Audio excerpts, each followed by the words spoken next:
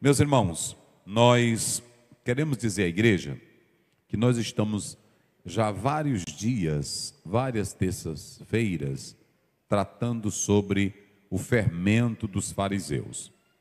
Já explicamos aqui tudo sobre os fariseus, mas baseado na palavra de Deus, nós pontuamos que o fermento dos fariseus é muito importante. A igreja tem a doutrina, tem a palavra exortativa, tem a palavra de edificação, tem a mensagem de alegria, mas a igreja recebe também a mensagem de exortação e edificação para combater o mal, para combater o pecado.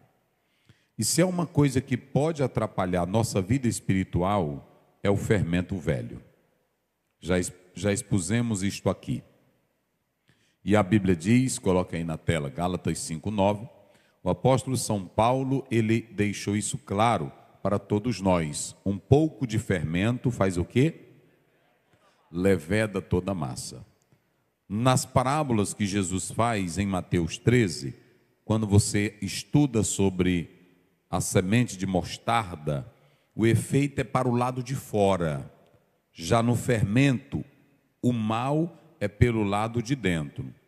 Então, a igreja ela é atacada tanto do lado externo, como também do seu lado interno.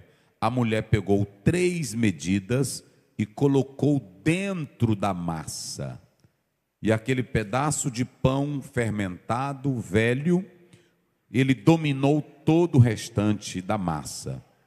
Então, há problemas externos, mas há problema interno dentro da igreja. E nós temos que ter todo o cuidado, porque é um pouquinho de fermento que leveda toda a massa. Nesse versículo, nós estamos falando sobre o fermento dos fariseus, o fermento dos saduceus e o fermento de Herodes. Hoje nós vamos terminar o fermento dos fariseus. Os irmãos que vêm nos acompanhando sabem que nós já falamos do fermento dos fariseus em 3 níveis. Eu vou ver se alguém aqui se lembra, aqui não estou também anotado, eu vou ver se alguém se lembra aqui sobre os 3 níveis de fermento nos fariseus, que a gente vem falando. Cada um eu dividi uma mensagem. Eu falei sobre o primeiro tipo de fermento dos fariseus, depois falei do segundo e hoje vou falar do terceiro. Mas eu já especifiquei todos os 3. Fermento dos fariseus. Quem se lembra de um dos tipos de fermento que eu falei dos fariseus? Isso, a hipocrisia e a aparência. Esse é o primeiro tipo de fermento. Escutem, o Senhor não quer ninguém servindo a Ele de aparência apenas para se amostrar. Ele conhece o nosso coração, Ele nos sonda e Ele nos vê pelo lado de dentro. Com Deus não tem embuste, não tem engodo, com Deus não adianta. Se você faz que está chorando na frente do pastor, Jesus sabe que tu é falso. Se você faz que está dando uma oferta, enganando para dizer que é tanto, Jesus sabe da tua falsidade. Então, pode enganar o pastor, pode enganar a igreja, mas Deus ele está vendo. E Ele não quer ninguém adorando a Ele de aparência. Quem glorifica a Deus? Os irmãos sabem, isso aqui é bíblico, irmãos, isso aqui é muito lindo. Quando nós lemos Lucas 21, vocês sabem que a viuvinha, Jesus olhou para o que estava no coração dela e disse, todos deram do que lhe sobrava. Essa mulher, ela deu tudo. E aí o Senhor Jesus olhou para o coração dela. Com Jesus, diga isso comigo bem forte, com Jesus não adianta máscara, não adianta. Eu quero dizer para vocês, não adianta pintar a cara, não adianta falsear, não adianta querer imitar. Ele conhece, porque Ele sabe de todas as coisas.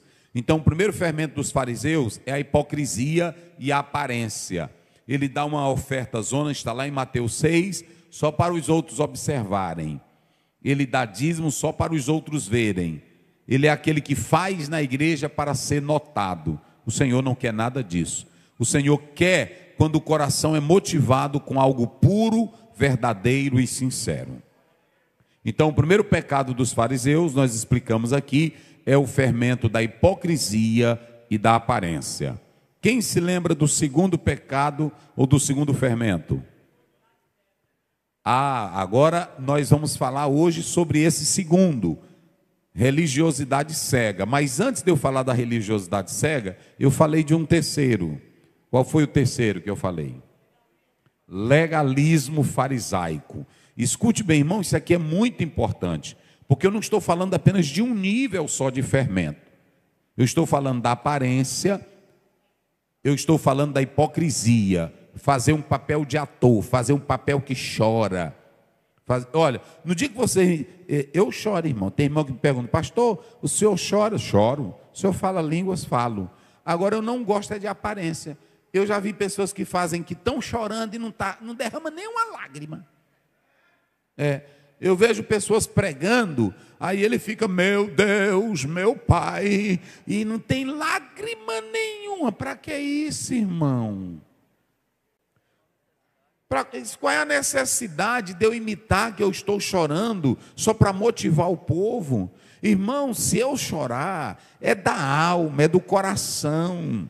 E outra, não é para o povo ver as minhas lágrimas, é Jesus me tocando, é Jesus me quebrantando, é Jesus me amassando. Oh, glória a Deus! Então, por isso que o Lorival Freitas diz que tem uns que passam cuspe nos olhos, finge que chora, mas não sente nada não. É assim mesmo. Já vi, foi muito. Olha, eu já vi os pregadores: Jesus está batizando. Aí o irmão está aqui, ele não está fazendo nada. E aí ele nem chora, nem nada. Aí fica... O Senhor não quer nada de aparência, de hipocrisia. Não quer. Então, aí vem o legalismo. O que é o legalismo, pastor Aziel? É quando você faz algo querendo o favor de Deus. Eu vou fazer isso porque eu quero isso de Deus. Está errado. Nós não recebemos o favor de Deus porque fazemos algo para Ele. Recebemos o favor de Deus porque a sua graça é maravilhosa, meus irmãos. Olha, nunca bote isso na sua mente: eu vou fazer isso. Se você quiser agradecer, se você quiser colocar teu corpo a serviço de Deus, pode fazer. Mas nunca pense que Deus é tocado pelo que você dá para Ele. Não. O Senhor Deus, Ele responde porque Ele é gracioso, Ele é maravilhoso. O que Deus quer? Ele quer um coração que responda pelo quebrantamento, pela humilhação, pelas lágrimas. 2 Crônicas 7,14. Se o meu povo que se chama pelo meu nome se humilhar. Então eu tenho que atrair a graça de Deus para com a minha vida, é eu me quebrantando, e não eu doando algo para Ele me abençoar. Então não é o legalismo, porque tem irmão que tem a ideia: quanto mais coisa ele fizer para Deus, mais ele vai atrair a atenção de Deus. Negativo. Olha, antes de você fazer algo para Deus, Ele quer um coração que lhe ame de verdade. Isso, escute bem isso. Antes de você fazer alguma coisa para Deus, Ele quer o teu amor para Ele, porque Deus não ama coisas, Deus ama um coração quebrantado. Então coloque isso na sua mente. Eu vou só dar um exemplo para vocês. A igreja de Éfeso, Apocalipse capítulo 2, vocês sabem, ela tinha 9,9 de aprovação. Mas o que foi que Jesus disse para ela? Apocalipse 2,4: deixaste o teu primeiro? Pronto. Ou seja, tem igreja que tem muita obra, pensando que Jesus está ligando é para a obra dela. Nós aqui construímos, mas nós construímos é para colocar os crentes, é para os crentes estarem juntos e unidos, mas nós não construímos para atrair Deus. Deus não está atrás de tijolo, de banda, Deus não está atrás de ar-condicionado, Deus está atrás de um coração que ama de verdade. Então, coloque isso no seu coração. Não faça nada para chamar a atenção de Deus, mas tenha um coração disponível para Ele. Deus, irmão, Ele quer um coração que lhe ame de verdade. E quando esse coração ama de verdade, ele se volta para aquele coração. Então, o legalismo é quando eu faço para me obter de Deus. É isso que é religiosidade. Religiosidade é quando eu faço para chamar atenção, é quando eu faço por obrigação. Graça é quando eu vejo que eu não posso fazer nada, mas que o Evangelho faz tudo pela minha vida. Não é por mérito, diga isso bem forte, não é por mérito. Não, por isso que Paulo disse, olha, eu não sou digno de entrar nesse ministério, mas o Senhor me teve por fiel. Não é porque tu corre, não é porque tu fala bem, é porque Deus sabe o que tem no teu coração. A Bíblia diz em 1 Samuel 15, 22, aliás, 1 Samuel 15, quando você lê 7, 8, a Bíblia diz, no capítulo 16, diz claramente que Deus disse a Samuel, Samuel, você vê só a aparência, eu vejo o que está no âmago, na essência da alma humana. É por isso, irmão, vou te dar um conselho aqui, não seja crente falso, não seja um crente de aparência, Jesus vê o que está lá. Jesus vê o que está no âmago, pastor Douglas. Não adianta você estar com a carinha aqui um dia, outra coisinha, pode ser, pastor, eu te amo. Aí sai com a falsidade. Eu posso ser enganado por ti, mas a Bíblia deixa claro que Deus vê tudo. Pronto, pega aí na mão desse teu irmão e diga, meu irmão, eu quero ir para o céu. Diga, se eu disser que eu te amo, aqui não tem cara limpa não. Aqui não tem falsidade. Rapaz, mas é bom ser crente, quem glorifica a Deus? Então é isso. Então no legalismo, outra coisa, nós falamos do legalismo dos fariseus, mostrando que há um perigo. Qual é o perigo do legalismo? É que quando você faz e não alcança, você fica frustrado. Philip Yancey, naquele livro Decepcionados com Deus, a igreja está cheia de pessoas que não querem mais vir ao culto, porque estão decepcionadas com Deus. Eu fiz um voto para Jesus curar a mamãe e a mamãe não foi curada. Cadê Deus? Vocês sabiam que a pior coisa do legalismo é a frustração? Porque ele faz, e quando não alcança, ele se desespera e larga Deus de mão. Vocês observam que eu estou aqui há 12 anos, vocês nunca me viram eu criar uma campanha. Eu não combato sua campanha não, tu pode fazer tua campanha. Mas sabe por que eu não ando nessa? É porque eu sei que Deus só faz quando Ele quer. Campanha da virada. Campanha, o que mais? Da fogueira santa. A campanha do impossível. Aí você quer obrigar Deus a entrar no teu jogo e achar que tem mérito, que o tanto que você está orando é o que Ele vai te responder. E quando você não responde, olha para cá, eu falei isso aqui, 3 coisas. Uma, você fica frustrado com Deus. Eu não entendo. A igreja orou, a mamãe orou, o pastor fulano de tal, que é um homem de oração, orou, e Jesus não curou. Cadê Deus? Ele está no mesmo lugar, mas pergunta se Ele mandou tu fazer campanha. Agora, quando você lê 1 João 5,14, bota na tela, para eles entenderem. Mas a Bíblia é essa daqui. Se tu quiser ficar com outras coisas, olha aí. E esta é a confiança que temos nele. Eita glória. Meus irmãos, eu venho para o culto todo dia confiando em Deus. Eu venho para o culto sabendo que o crente adoece, que crente sofre, que crente morre, mas eu sei que ele tem uma pátria garantida lá nas mansões. Quem glorifica a Deus? Ele tem lá no céu. Na hora que eu tenho um problema, aí pronto, Senhor Deus, eu estou nessa prova, Pai. Tu és o meu guia, Tu és o meu pastor. Está lá no Salmo 23, irmão, 4. Tu és o meu pastor. Senhor, essa luta é grande, eu não posso resolver, mas o Senhor é quem resolve. Eu entrego em Tuas mãos, Senhor. Me dá vitória, mas seja feita a Tua. É assim, eu não fico doido. Cadê? Aí pronto, aí eu começo. Vem, é o 14º dia, é o 15º. Aí chega o 16º e o 17º. Aí não dá nada, aí tu fica desanimado para vir culto de oração, não é assim? Frustrado porque não recebeu, e decepcionado, e os outros perguntando, cadê tua campanha? Então vou te dar um conselho hoje, seja só crente. Não diz o Salmo, entrega o teu e faça o quê? E confia nele. Sim. Isso. Olha, se vocês analisarem, irmãos, a vida do crente é desse jeito. Se adoecer um irmão, eu oro, não é isso? Paulo teve um problema, ele orou 3 vezes. Deus disse, não, Paulo, aí eu não vou tirar. Eu não vou tirar. Então qual é o nosso negócio? É viver a vidinha. Olha, irmão, tem um cantor que diz, eu vou capengando pela fé. Aí ele diz, me perguntaram como é que tu estás. Eu respondi, eu estou muito bem. Eu vou levando minha cruz devagarinho, vou seguindo o meu caminho sem ferir ninguém. É assim. Nessa estrada existe muito embaraço, existem muitas batalhas, que às vezes me faz colocar de pé. Eu vou lutando, vou orando e jejuando, e eu vou me apegando com Jesus de Nazaré. É assim. Vou capengando pela fé, vou capengando pela fé. A vida é essa. Tem dia que o irmão chega lá em casa, eu estou chorando, não é assim? Mas sem abandonar Jesus.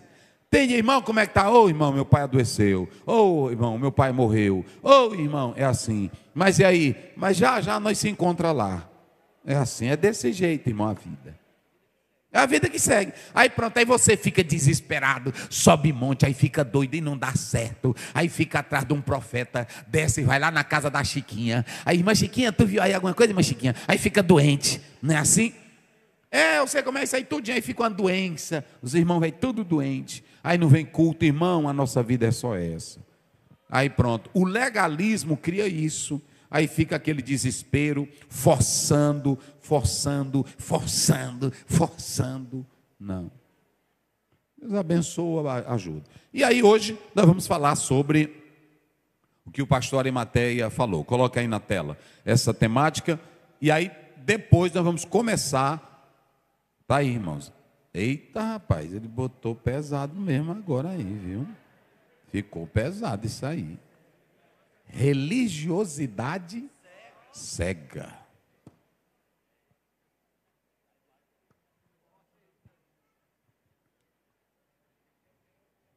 Irmãos, é pesado isso aí. Eu gostei dessa imagem aí. Porque dizem que uma imagem fala tudo, né? É pesado. Pode deixar a imagem aí. Eu vou mostrar, antes de nós entrarmos no texto, 2 tipos de religiosidade cega. Aliás, vamos colocar 3. A primeira que nós vamos começar está em 1 Reis 18. Você que tem a sua Bíblia, 1 Reis, capítulo 18. Aí você pode observar religiosidade cega, verso 29. Vamos começar pelo verso 28. 27. Vamos, me ajuda, leia rapidinho. Vamos lá. Vamos.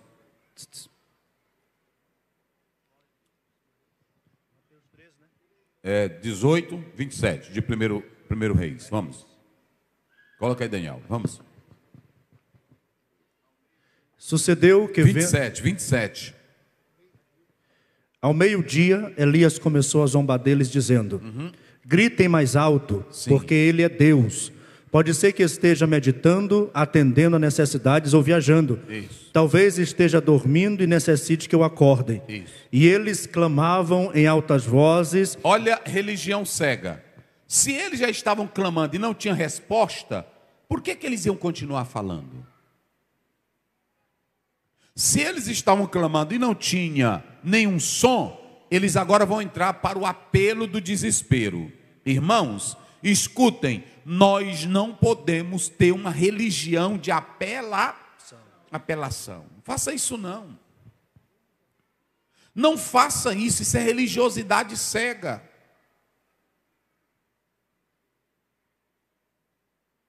Olha lá, olha a apelação deles. E eles clamavam em altas vozes. Eles gritavam, desesperados. Nós aqui pentecostais, nós temos o lado da nossa emoção, mas é uma emoção que nós somos conscientes do que estamos fazendo para Deus. Não é isso? Esse gritar não é gritar de doido, não. Eles gritavam em altas vozes. Daí, vai. E se cortavam. Aí agora diz, não, vamos para o desespero. Bota sangue no negócio, vai. Com facas e com lanças. Isso. Segundo o seu costume, até ficarem cobertos de sangue. Pronto, religiosidade cega. Tem pessoas que estão derramando sangue, gritando, pulando, mas não sabem o que estão fazendo. Isso é lamentável, gente. Isso é triste. Agora vamos lá para a segunda religiosidade fraca. João, no capítulo 4. Olha o que diz aí lá pelo verso 22. Vamos lá. João 4, 22. Leia. Olha aqui. Vamos. Vós adorais o que não sabeis. Como é que pode adorar o que não sabe? Religiosidade cega. Vocês já observaram que tem até crente no nosso meio, que quando o pastor está pregando, ou o irmão, e ele fica animado, o diabo é todo poderoso, aí ele diz aleluia. Não, você tem que saber, você tem que estar no culto sabendo, hein? Ouvir, prestar atenção. Olha, irmãos, deixa eu dizer uma coisa. Eu dou muito valor a um crente que fica aqui atento, prestando atenção na palavra. Porque eu sempre peço a Deus, pastores. Tem irmão que diz assim: pastor, se solte. Mas me soltar do quê? Eu não estou amarrado. Quem tem que fazer a obra é o Espírito Santo, quando Ele quer, igreja.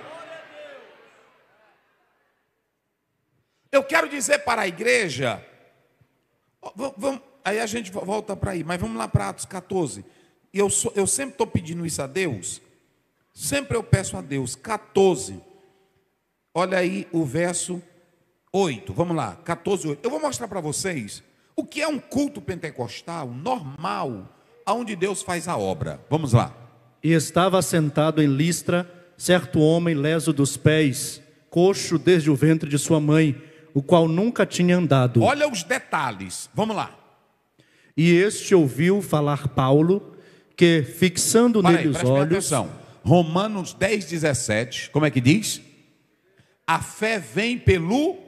O ouvir o quê? A palavra de Deus. Quem era que estava pregando? Paulo. Quem era que estava com os olhos fixos em Paulo? O coxo. Ou seja, quem era que estava com sede de ser curado? O coxo. Mas esse coxo não estava atrelado na cura, ele estava atrelado no quê? Na palavra. Aqui está a diferença. Eu quero mostrar para vocês o que é um culto que não é cego, o que é um culto que não está em busca de uma cura, é um culto que está em busca da palavra. A cura é uma consequência do efeito da palavra, irmãos. Meu Deus do céu, quem é que não crê que Jesus cura? Eu dobro meus joelhos direto e digo Jesus, eu digo Jesus cura. Agora tem irmão que diz, pastor, ore e ordene. Não, eu oro e entrego para o Senhor. Eu oro e entrego para o Senhor. O texto que eu acho bonito, me parece que é lá em Timóteo, 2 Timóteo. Aí a Bíblia diz, e Paulo deixou Trófimo doente. Não é? É o 4, não é isso? É o 4, finalzinho lá. Ele diz, e Paulo deixou Trófimo. O Trófimo andava com Paulo, e Paulo era um homem de quem? De Deus, e Paulo era usado, mas Paulo não tinha dom de cura. O Espírito Santo usava ele quando queria, mas Paulo não tinha dom de cura nele, porque se ele tivesse dom de cura, ele tinha curado. Nem ele mesmo se curava, porque ele orou quantas vezes? E aí o que Deus diz para ele? Te aquieta, tu vai morrer doente desse jeito. Tu vai morrer doente desse jeito. A questão não é estar doente no corpo, irmão. A pior doença é a do espírito. Porque pode ser doente. Jesus também não curou Timóteo. Timóteo tinha uma gastrite doida, era doente. A Bíblia lá no grego diz as tuas frequentes enfermidades. Não era só uma, porque quando tem problema intestinal, aí dói tudo, dói a cabeça, é assim ou não é? Dói a barriga, dá diarreia. Tudo que dói, mexe com a barriga, pronto, acaba. Pois era assim Timóteo. Não é isso? Olha aí, 4:20, coloca aí na tela, 4:20. Olha, de Trófimo. Irmão, eu gosto da Bíblia, irmão. Erasto ficou em Corinto, quanto a Trófimo deixei o doente em Mileto. Quanto a Trófimo, eu vim embora porque eu tenho que pregar o evangelho. Mas eu deixei ele como? E cadê o Paulo da cura, do milagre? Quando vocês vêem esses homens, irmão, escute para cá, olha para cá. Quando vocês vêem esses homens aí, aqui tem milagre, é mentira dele. É só mentira. Milagre tem quando Deus quer fazer. Quando Ele não quer, Ele não faz. Tu pode orar o tanto que tu quiser. No dia que chegar a tua morte, aí te acabou. Compra teu caixãozinho. É só isso. Jesus, eu te agradeço. Já vivi muito, Jesus. O Senhor tem me abençoado até aqui. Aí pronto, despede o teu servo. E pronto, e vai tua viagem. Não força não. Não é assim. Não força, não, vá a tua viagem, agora pronto, né? Larga os outros de mão, pronto. Aí o próprio Jesus disse isso para Pedro, não foi? E esse daí, isso não é da tua conta, cuida da tua vida. Se ele quiser que ele me siga, o que é que tu quer? Cuida da tua vida. Então pronto, irmão, é tão lindo a Bíblia, olha para cá. Atos, quando você lê Atos 12, a Bíblia diz que mataram Tiago. E no outro dia, quem era que estava para ir para a faca? Então pronto, mas Deus deixou Pedro morrer? Mas por que Deus não livrou Tiago? Será que ele era menos crente? Não, é porque Deus já tinha feito o que era necessário fazer. É por isso que eu não posso dizer assim: Senhor, eu quero isso, isso e isso. Não, eu tenho que dizer: Senhor, eu sei que eu quero, Pai, é um desejo da minha alma, mas seja feita a tua. Porque olha para cá, o que tu queres não quer dizer que vai ser bom para ti. Eu conheço muito irmão, que a gente luta, irmão, não entra nessa. Mas eu quero é isso. Aí quando dá fé casa, a mulher dá ruim. Ou o contrário, ele dá ruim que não vale nada. Aí depois fica dizendo, eu não sei onde errei. Errou que tu não quis ouvir a voz de Deus. Tu quis, foi o teu desejo. Tu quis pela aparência. É assim. Aí às vezes fica, eu não sei porque esse problema entrou aqui em casa. Tu sabe. Tu sabe. Não quis orar, não quis firmar os pés direitinho. Senhor, meu Pai, eu amo isso aqui, eu quero, Deus. Mas, Senhor, se for para me atrapalhar, tira isso da minha vida, Jesus. Tira isso da minha vida. Quando você chegar em casa, leia 1 Coríntios 10. Um dos pecados que matou Israel foi a cobiça. E hoje é o que mais mata crente, é a cobiça. Pronto, não quer saber de escola dominical de domingo. É cobiçando, eu quero mais coisa, eu quero mais curso, eu quero mais isso, eu quero mais aquilo. Aí vai morrendo. Aí pronto, fica. Então veja bem, a religiosidade cega é algo ruim, meus irmãos. Olha, eu dou muito mais valor de um crente que está sentadinho, ouvindo a palavra e perguntando, pastor Zé, como é isso aqui?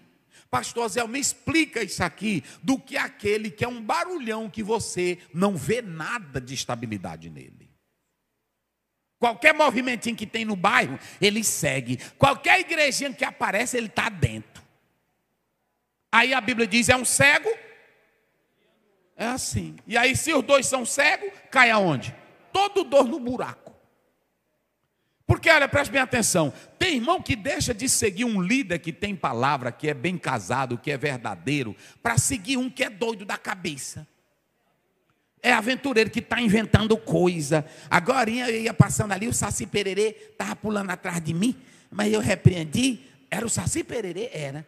Mas Deus me revelou. Aí o irmão deixa de seguir quem tem Bíblia, para seguir o irmão que está inventando lorota.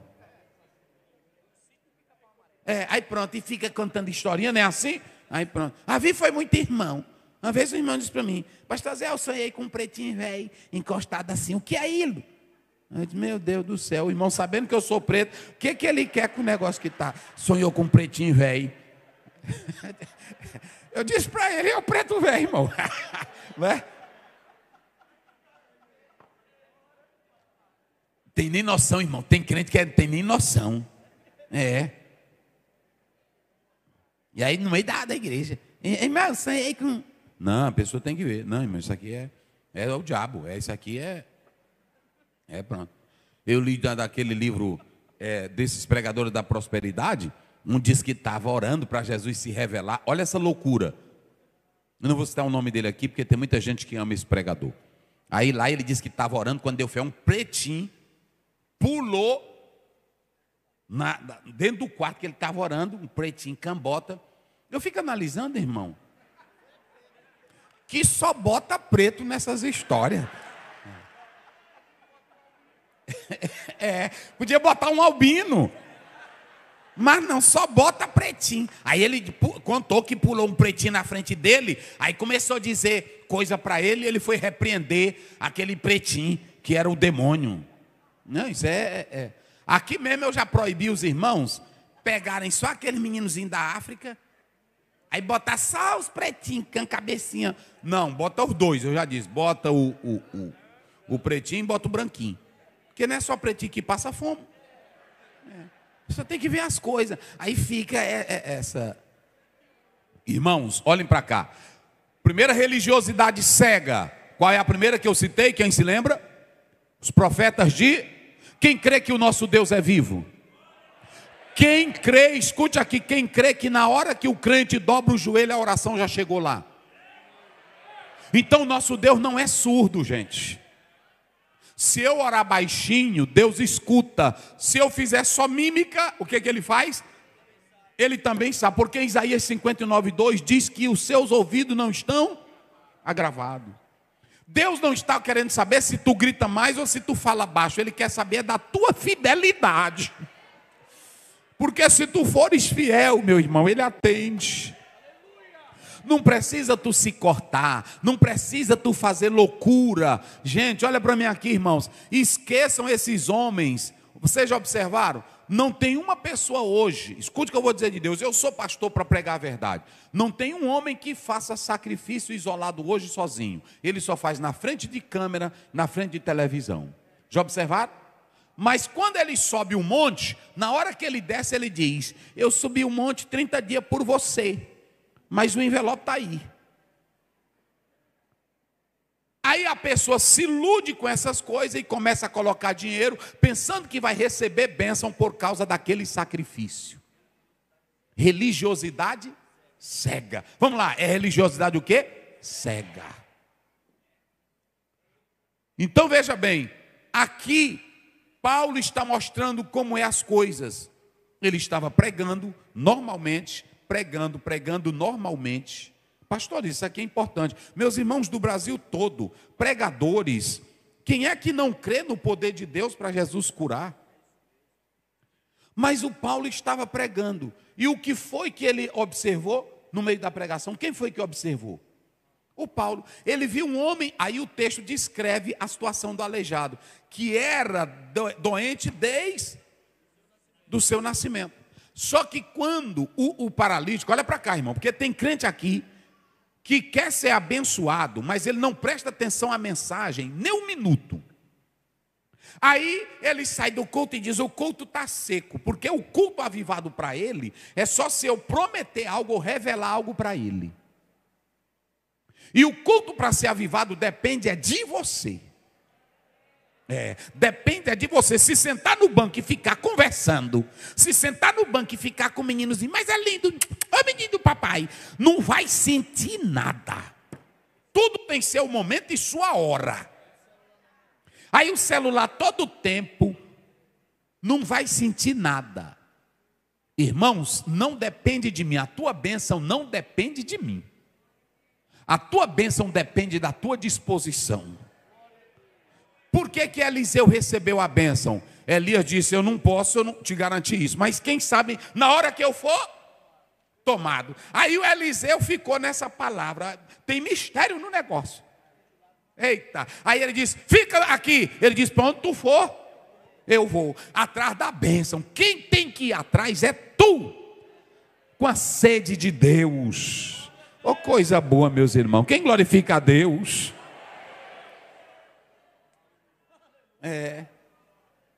Aí a Bíblia diz que o rapaz, vai lá, olha, ele, Paulo, pregando normalmente, coloca aí, para nós fechar aqui, não vai dar para me terminar hoje. Vai lá, bota aí. Atos 14:9. Isso, bota, meu filho. Aí ele estava pregando e ele colocou os olhos em quem? Fixando nele os olhos, vendo que tinha fé para ser curado. Agora Paulo viu o que no homem? Fé. Ele tinha fé. O que eu estou dizendo aqui, pastor Balbino, escute. O que eu estou dizendo aqui é que se eu estou pregando a palavra e eu tenho fé, irmãos, e eu estou com fé, e eu estou pregando, e a igreja sedenta, no meio da pregação Jesus pode curar alguém. Pode ou não pode?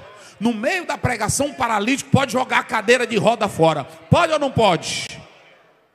É isso que eu estou dizendo. Ou então terminou a pregação, eu vi que a igreja sentiu e eu senti também. Eu digo, meus irmãos, vamos fazer uma oração para Jesus curar. Não é assim? Vamos fazer uma oração para Jesus. Aí tem irmão que não, ele acha que aquela pessoa carrega uma magia, um poder, que ele tem que chamar ele. Olha, o Naamã no capítulo 5 ficou zangado com Eliseu, porque ele disse assim, eu pensei que ele ia sair, botar a mão nas minhas feridas, nem me recebeu, só mandou tomar banho, pronto. Mas quem é que faz o milagre? É o profeta ou é Deus? Então Eliseu só diz, vai te banhar, pronto. Era. Então deixa eu dizer uma coisa para vocês, aí, olha aí, bota o outro versículo. A Bíblia diz que Paulo olhou para o homem e viu. Aí Paulo só disse assim. Olha o que Paulo disse em alta voz. O que foi que Paulo disse? Levanta-te direito sobre teus pés. E ele saltou e andou. Ele fez show aqui, o Paulo fez. O Paulo ficou dizendo, olha, eu estou sentindo aqui esta noite que alguém vai andar. Vai andar, vai andar, vai andar, vai andar. Isso aí já é nosso. É sensacionalismo, religiosidade cega, que para Jesus curar não precisa eu gritar e nem pressionar ninguém. Senhor, está em tuas mãos, aqui está a tua serva, abençoa, porque o poder está nele, não está em mim, meus irmãos. Não está em mim. Aí ele disse, ei rapaz, ele só disse assim, firma sobre os teus.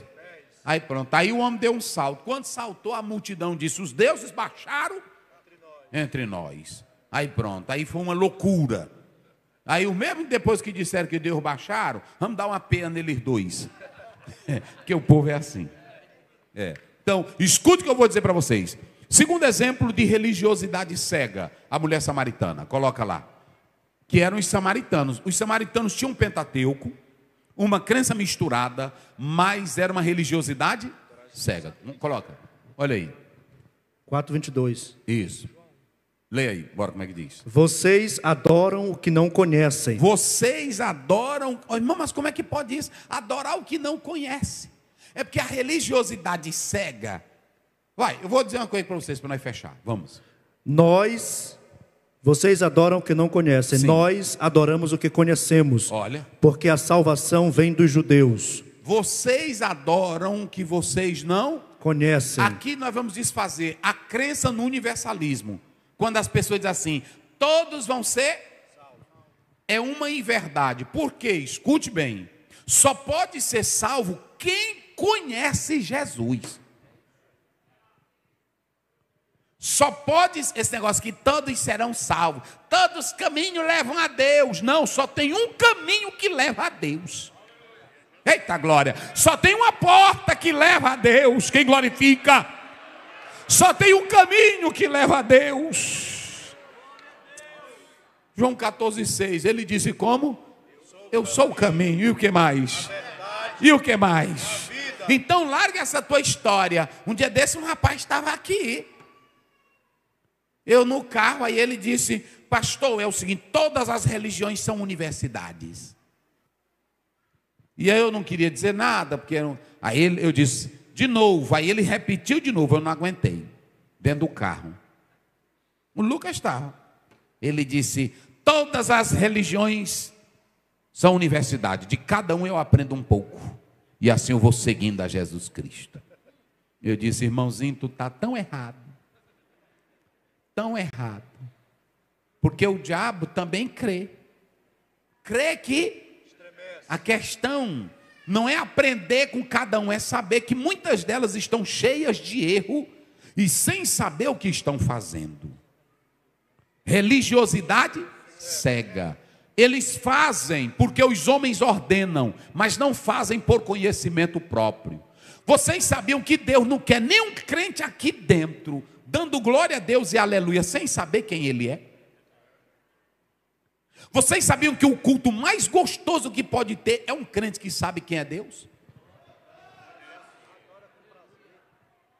Salmo 100, verso 2: sabei que o Senhor é Deus. Oh glória, oh glória. Quem glorifica a Deus?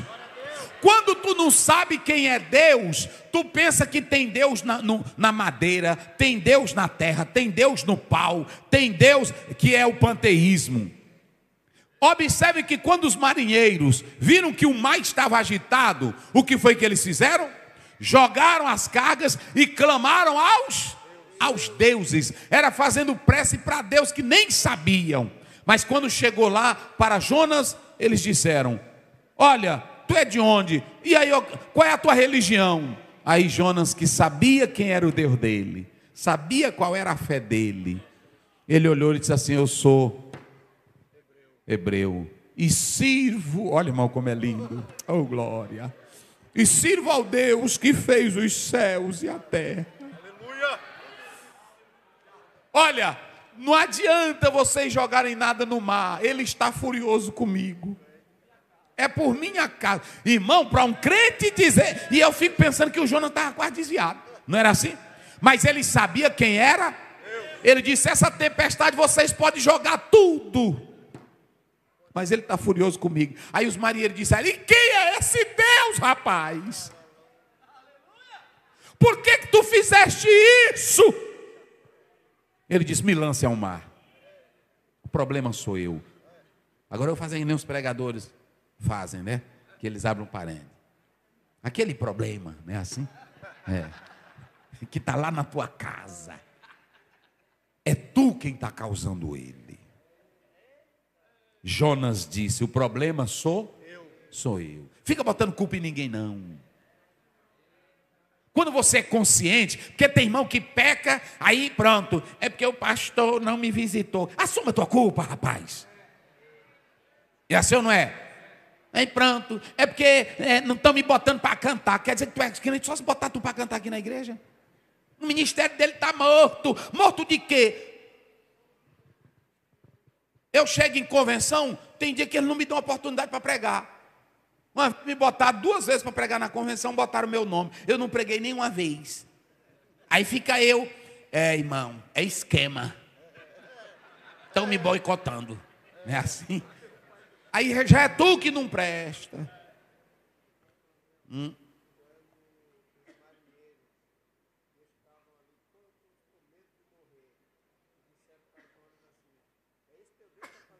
Foi. Oraram logo, é verdade. Porque viram, irmão. Aí Jonas, a tempestade zona quebrando tudo aí. Aí os marinheiros: rapaz, que Deus é esse? Coloca aí, 14 do verso 1:14, Jonas. Já vamos encerrar, mas é porque é gostoso, irmão. A Bíblia é bem, não é assim? Explicadinha. Vai, olha aí. Então clamaram ao Senhor e disseram: ah, Senhor, nós te rogamos. Irmão, olha para cá, preste minha atenção. Eles não sabiam qual era o Deus verdadeiro, mas na hora que Jonas disse: é esse o Deus, é ele que está fazendo isso, aí eles já ficaram, foi com medo de Deus. Nós te rogamos, Senhor. Como é que diz? Nós te rogamos que não pereçamos por causa da alma deste homem. Eita Deus. E que não ponhas sobre nós o sangue inocente, porque tu, Senhor, fizeste como te aprouve. Quem glorifica a Deus? Aí outra coisa, irmão, diga comigo bem forte: é ruim adorar um Deus que você não sabe quem ele é. Os marinheiros adoravam, mas agora eles viram que o Deus verdadeiro era o Deus de quem? Pronto. Lá em Atos 17, o pessoal de Atenas adorava a Deus. Mas como? Ao Deus desconhecido. Nem eles sabiam. Aí Paulo, quando abre a boca, diz: o Deus que vocês adoram sem conhecer, eu vou dizer quem é ele. É o Deus que fez os céus. É o Deus que fez a terra. É o Deus que fez o mar. É o Deus que nos dá fôlego. Nele vivemos, existimos e somos. Só quem crê nesse Deus, levante a mão e adore a Ele, se você crê. Aí pronto, e a Maria de Jesus, lá de Igarapé Grande, cantava: se contemplo o céu, nele eu vejo Deus. Em tudo eu vejo Deus. No mar imenso e grande eu vejo o Senhor. Em tudo eu vejo Deus, o nosso Criador.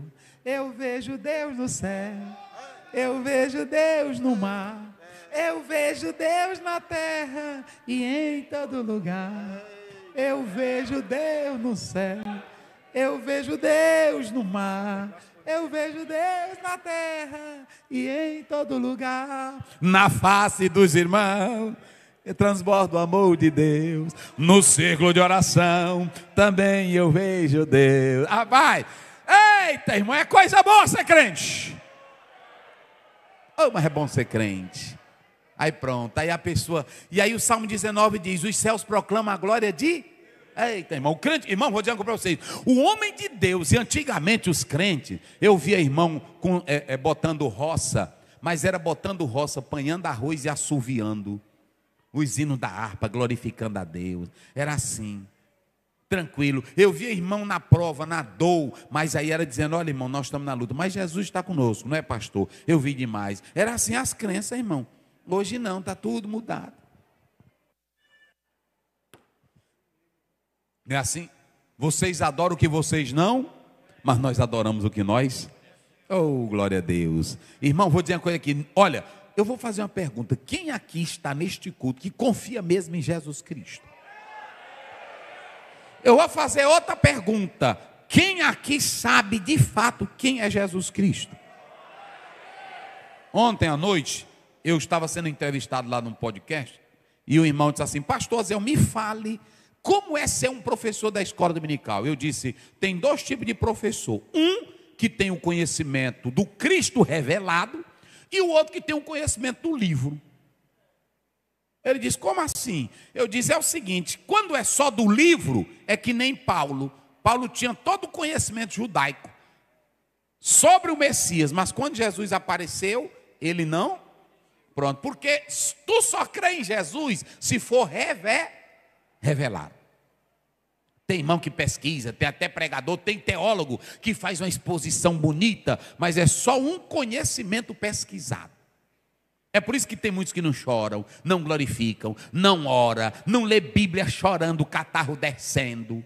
É porque é só um conhecimento teórico. Ele dá uma mensagem zona, né? Pronto, queridos, como dizia o Fischer, no livro, na página 170, falando do verbo. Ah, é só nisso. Agora, quando é revelado, não é assim? É que nem um filósofo, que aí foi fazer um concurso para o pastor ler o Salmo 23 e o filósofo. Aí o filósofo leu o Salmo e explicou de modo majestoso e todo mundo aplaudiu. Aí o pastor: agora é a sua vez, pastor. Aí ele começou: o Senhor é o meu pastor. Aí começou a chorar. Oh, meu Deus, naquele dia eu estava naquela luta e o Senhor me pastoreou. Quando chegou no quarto, não tinha ninguém que conseguia bater palma. Todo mundo chorando. Porque o irmão leu o Salmo contando como era que o pastor guiava ele no dia a dia. Ainda que eu ande, naquele dia que eu estava lá no hospital, eu pensei que eu ia morrer, mas quando eu clamei por ti, aí pronto, quando olharam até o filósofo, irmão, é diferente. Quem crê nesse Jesus, diga glória a Deus.